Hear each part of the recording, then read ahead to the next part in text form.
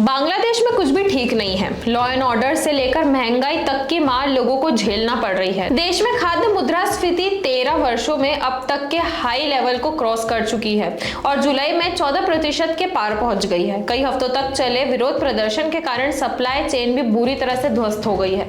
सरकारी आंकड़ों के मुताबिक देश में जुलाई से हालात बिगड़ने शुरू हुए और व्यवस्थाएं पटरी से नीचे उतर गई। चलिए आज की इस रिपोर्ट में आपको बताते हैं कि कैसे तख्ता पलट का असर बांग्लादेश को बर्बाद कर सकता है। नमस्कार, मैं यशस्वी जोशी स्वागत करती हूं आपका यूबीई न्यूज में, जहां हम न सिर्फ खबरें लाते हैं बल्कि उसका बारीक और सटीक विश्लेषण भी करते हैं। बांग्लादेश में तख्ता पलट हो गया और अंतरिम सरकार के सामने लॉ एंड ऑर्डर से लेकर अर्थव्यवस्था तक को पटरी पर लाने की चुनौती है। क्योंकि देश गंभीर आर्थिक संकट से जूझ रहा है, बैंक बेलआउट पर है, फूड इन्फ्लेशन 13 साल में सबसे ज्यादा है। जुलाई में खाद्य मुद्रास्फीति 14% के पार पहुंच गई है।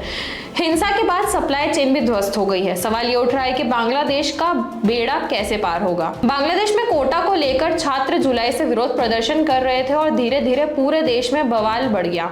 हालात ये हुए कि सबसे पहले देश भर में सप्लाई चेन प्रभावित हुई और उसके बाद चुनौतियां बढ़ती गई। आवश्यक वस्तुओं और अन्य चीजों की कीमतें बढ़ गई। सांख्यिकी ब्यूरो के आंकड़े बताते हैं कि जुलाई में कंज्यूमर प्राइस इंडेक्स 1.94 से बढ़कर 11.66% हो गया। इससे अंदाजा लगाया जा सकता है कि हालात कितनी तेजी से बिगड़े। बांग्लादेश में बैंक की स्थिति भी ठीक नहीं है। सेंटर फॉर पॉलिसी डायलॉग की कार्यकारी निदेशक फहमीदा खातून ने बताया कि देश में कई बैंक क्लिनिकली डेड हो चुके हैं, लेकिन उन्हें बेल आउट के जरिए संचालित किया जा रहा है। फहमीदा ने ढाका स्थित एक कार्यक्रम में कहा कि डूबने की कगार पर पहुंचे बैंकों को बंद करने की अनुमति दी जानी चाहिए। सीडीपी ने यह मीडिया ब्रीफिंग अंतरिम सरकार के शपथ ग्रहण के कुछ दिन बाद आयोजित की थी।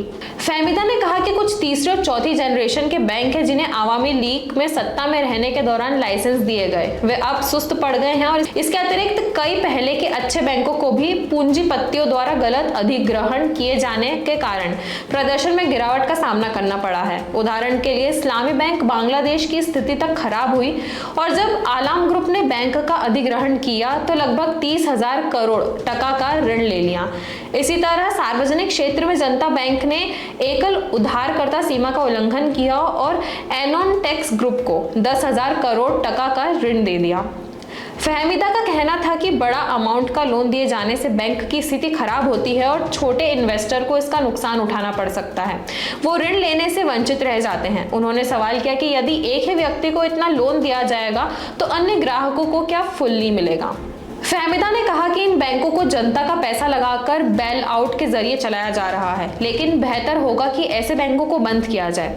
सीपीडी ने यह भी कहा कि साल 2008 से लेकर 2023 के बीच 24 बड़े बैंकिंग घोटालों के जरिए लगभग 92,261 करोड़ टका का गबन किया गया। ये राशि वित्त वर्ष 2024 के लिए बांग्लादेश के राष्ट्रीय बजट के 12% या वित्त वर्ष 2023 के लिए देश के सकल घरेलू उत्पाद के लगभग 2% के बराबर है। अहमद ने कहा कि सरकार की प्राथमिकता केंद्रीय बैंक का परिचालन फिर से शुरू करते हुए बैंकों में आम लोगों का विश्वास बहाल करना है, फिर हम सुधार लाने पर काम करेंगे। उन्होंने आगे कहा कि विभिन्न कारणों से देश की अर्थव्यवस्था धीमी हो गई है और हमारा लक्ष्य अर्थव्यवस्था को जल्द से जल्द पुनर्जीवित करना है।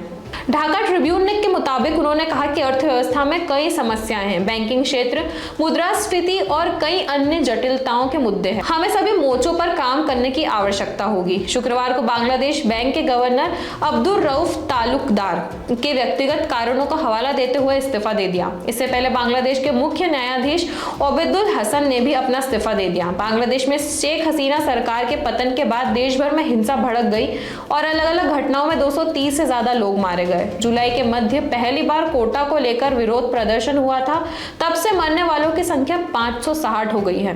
तो यह थी हमारी आज की खास रिपोर्ट और आपको ये कैसी लगी अपने विचार हमसे जरूर साझा करें। वीडियो को लाइक और शेयर करें, साथ ही चैनल को सब्सक्राइब जरूर करें। यूबी न्यूज आपके लिए लाता रहेगा देश विदेश से जुड़ी ऐसी ही खबरें। तब तक के लिए धन्यवाद।